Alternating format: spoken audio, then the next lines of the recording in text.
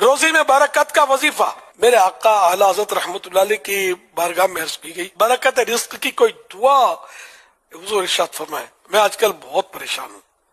ارشاد، ایک صحابی رضی اللہ عنہ خدمت اقدس صلی اللہ علیہ وسلم میں حاضر ہوئے اور عرض کی، دنیا نے مجھ سے پیٹھ پھیر لی۔ فرمایا، کیا وہ تسبیح تمہیں یاد نہیں جو تسبیح ہے ملائکہ کی اور جس کی برکت سے روزی دی جاتی ہے؟ خلق دنیا آئے گی تیرے پاس ذلیل و خوار ہو کر، طلوع فجر کے ساتھ 100 بار کہا کر سبحان اللہ وبحمدہ سبحان اللہ العظیم وبحمدہ استغفر اللہ۔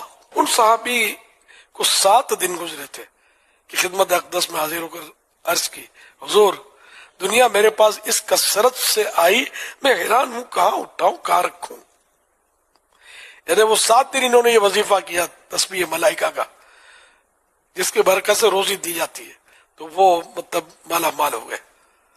رب عرض کر رہے ہیں کہ میں یہ کیا کروں، اتنی دنیا کی دولت میرے پاس، اتنا مال آ گیا۔ تو اعلیٰ حضرت رحمت اللہ علیہ نے جس نے سوال کیا تھا دکھیارے نے، اس سے فرمایا اس تسبیح کا آپ بھی ورد رکھیں حتی الامکان طلوع صبح صادق، یعنی سحری کا وقت ختم ہونے کے ساتھ ہو، ورنہ صبح سے پہلے جماعت قائم ہو جائے تو اس میں شریک ہو کر بعد کو عدد یعنی اس کی گنتی جو ہے تعداد فگر پورا کیجئے، اور جس دن قبل نماز فجر کی نماز سے پہلے بھی نہ ہو سکے تو خیر، طلوع شمس سے پہلے نہ سورج نکلنے سے پہلے پڑھ لے۔